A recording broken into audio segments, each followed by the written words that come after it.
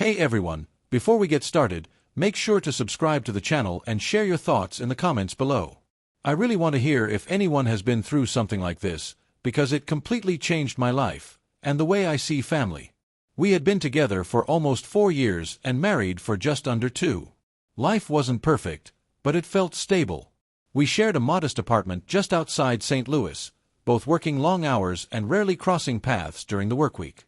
Even so, I believed our relationship had a strong foundation, until subtle fractures began to appear.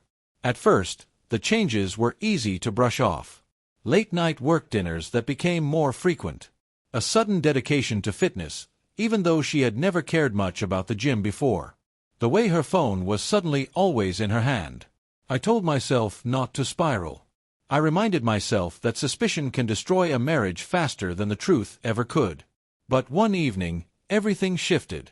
I was sitting alone at the dining table, waiting for her to come home, when I noticed something strange. Our shared location app, something we used casually, wasn't updating. It still showed her at work, even though her office had closed nearly 2 hours earlier. When she finally walked through the door, she looked surprised to see me awake. "Hey," she said, placing her purse down quickly, too quickly. "You're still up." I smiled, trying to sound relaxed. "Yeah. Just waiting for you. Late night." She hesitated before answering. "Yeah, we had some last-minute paperwork. You know how it is." But I didn't know how it was. Megan's firm didn't operate that way. Everything was planned down to the minute. I'd heard her talk about it often enough to know something didn't fit. Later that night, while she was in the shower, I sat in the dim kitchen, staring at her phone resting on the counter. The screen lit up briefly, just long enough for me to see a name. Lucas. My stomach tightened, but I didn't touch the phone. I wasn't ready to cross that line. Not yet. Days passed, and the discomfort grew into a quiet obsession. I noticed everything. A new perfume. Receipts tucked away. Her photo gallery suddenly locked. Every instinct told me something was wrong, yet part of me still hoped I was imagining it. Then came the night that destroyed the illusion completely. We were getting ready to meet her co-workers for dinner, a rare double-date evening. She wore a black skirt and a white silk blouse, her hair neatly pulled back, her lips painted a color I had never seen her wear before. She looked stunning, yet unfamiliar. As she adjusted her skirt before leaving, something white peeked out near the waistband.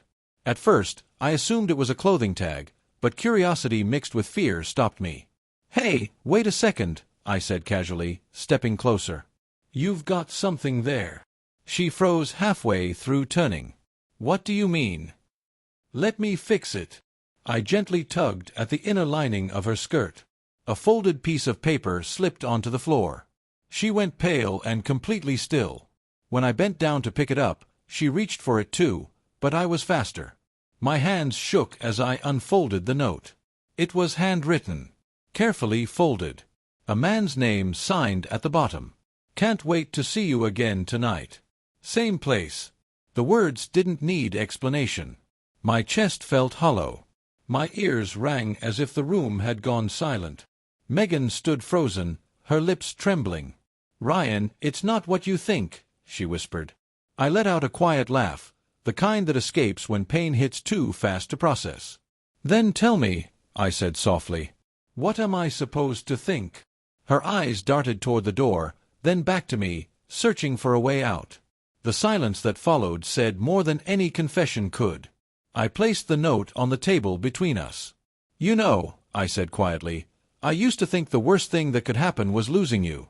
Now I realize it's discovering I never truly had you." She didn't respond right away. Her hands shook as if words were trapped between guilt and fear. I watched her breathe, lips parting like she wanted to speak, but nothing came out. Finally, she said, "It's not an affair. It's complicated." "Complicated," I repeated, the universal word for lies wrapped in half-truths. I sat down and gestured for her to continue. "Go on. Make it simple." She stared at the note, avoiding my eyes. "Lucas is a co-worker. We were supposed to meet about a project. At night." I cut in. "After lying about paperwork?" "With notes saying you can't wait to see him again." Her face collapsed, tears filling her eyes. "I know how it looks. I didn't mean for it to happen. I just—" She paused, breathing unevenly. "I felt invisible." That word hit harder than I expected. Part of me knew there was truth in it. I had been distant, stuck in routine. But distance doesn't excuse betrayal, it calls for honesty. "So you felt unseen," I said slowly. "And instead of talking to me, you chose someone else." She sank onto the couch, covering her face. "It wasn't supposed to mean anything." "It always means something," I whispered. The silence grew heavy. The clock ticked. Rain tapped against the window. Her breathing shook. I stood, grabbed my jacket, and walked toward the door. "Ryan, please," she said quietly. "Don't leave like this." I turned back. "Megan, you already did," I said. "You just forgot to take your body with you." Then I walked out. I drove for hours, city lights blurring past. I didn't cry. I didn't shout. I let the quiet sit beside me. My phone kept lighting up with her name, but I didn't answer. When I finally parked by the riverfront, everything felt still. I rolled down the window, breathed in the cold air, and let my thoughts wander. Somewhere between pain and numbness, I realized I wasn't just angry at her. I was disappointed in myself, for ignoring the signs, for believing love could survive without care and attention. The next morning, I went home. She was sitting at the kitchen table, eyes swollen from crying, like a child waiting for punishment. "I'll move out," she said quietly. "You don't deserve this." I poured myself a cup of coffee, my hands steady now. "I don't need an apology," I said. "I need the truth." She hesitated. "It started innocent. He made me laugh at work. He listened when I complained. One night after a client dinner, we kissed. I ended it right away. But after that, the guilt turned into confusion. I didn't know how to face you anymore." Her honesty came too late to save what we had. Still, I felt an unexpected calm. At least now the shadow had a name. "I wish you'd told me sooner," I said. "We could have tried to fix this. Instead, you chose secrets over solutions." She nodded, silent tears sliding down her cheeks. I left that afternoon with only a small bag and the weight of what once was. I stayed in a hotel for a while, then found a new place across town. Weeks passed quietly: work, gym, silence, repeat. Healing wasn't dramatic. It was slow, like learning to walk on unfamiliar ground. Sometimes I replayed that night, the note, her face, the heavy silence between us, and wondered if I'd ever trust again. Then one evening, while grabbing coffee near the train station, a stranger smiled at me. Just a simple, kind smile. It reminded me the world hadn't ended. It had only changed. Months later, a letter arrived. No return address, but I recognized the handwriting immediately. "Ryan, you were good to me in ways I didn't understand until I lost you. I don't expect forgiveness.